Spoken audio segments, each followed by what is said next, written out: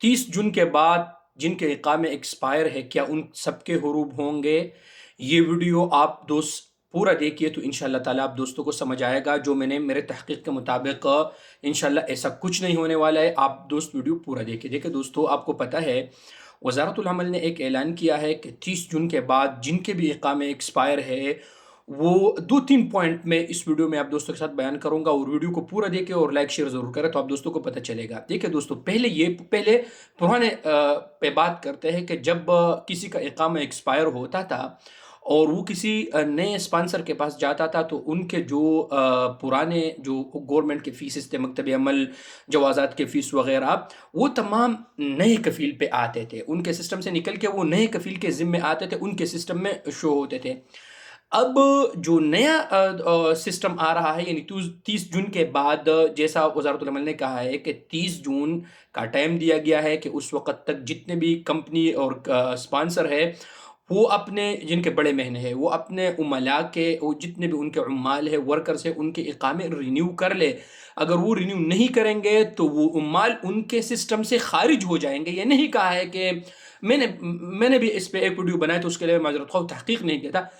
یہ سسٹم سے نکلیں گے، پرانے کفیل کے سسٹم سے نکلیں گے. البتہ ان کے جو رسوم ہیں، ان کے جو فیسز ہے وہ پرانے کفیل کے ذمے ہی ہوں گے اور وہ ان کو دینا پڑے گا. یہ ایک پوائنٹ ہے. یہ وہاں پر یہ، لیکن جتنے بھی یہ مکاتب والے انہوں نے واویلا مچایا ہوا کہ جلدی جلدی کر لو، تنازل کر لو ورنہ حروب ہو جائے گا. یہاں پر حروب کا ذکر ہی نہیں ہے میرے دوستو کہ ان کے حروب ہوں گے یا وہ سسٹم.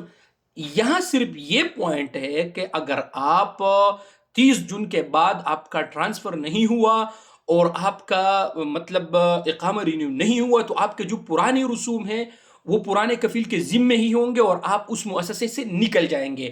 ہو سکتا ہے کہ آپ کو پھر یہ اجازت دی جائے، جن کے بڑے اقامے ہیں اور جن کے اقامے ایکسپائر ہے، ہو سکتا ہے کہ آپ کو اس بات کی اجازت دی جائے کہ ابھی آپ ٹرانسفر لے سکتے ہیں، آپ کے پرانے رسوم وغیرہ آپ پہ نہیں آئیں گے. فریش جگہ پہ جا کے، کسی بھی جگہ پہ جا کے آپ کے جتنے بھی گورنمنٹ کا جو نقل کفالے کے فیس اور جوازات کے فیس آپ اس کو پے کر لیں اور کسی بھی دوسرے جگہ پر آپ ٹرانسفر لے لیں. ہو سکتا ہے یہ ہوگا اور انشاءاللہ اس کے 95% چانسز ہے. اب یہ نہیں کہا ہے اس میں، اور یہ نوٹیفیکیشن وزارت العمل کے نوٹیفیکیشن میں یہ بھی نہیں کہا ہے کہ 30 جون کے بعد اگر کسی نے بھی اقامہ رینیو کیا تو آپ کے پرمننٹ آپ کے حروب ہوں گے، یہ وغیرہ یہ نہیں کہا ہے. تو انشاءاللہ تعالیٰ آپ دوست لوگ تسلی رکھ کے اس بات کا، ایسا کچھ نہیں ہوگا. آپ کے پرانے رسوم پرانے مؤسسے پہ ہی آئیں گے اور آپ اس مؤسسے سے اسقاط ہوں گے، آپ اس سے نکل جائیں گے.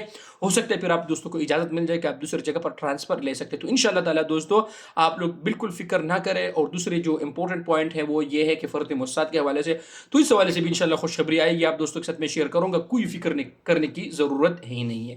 شکریہ.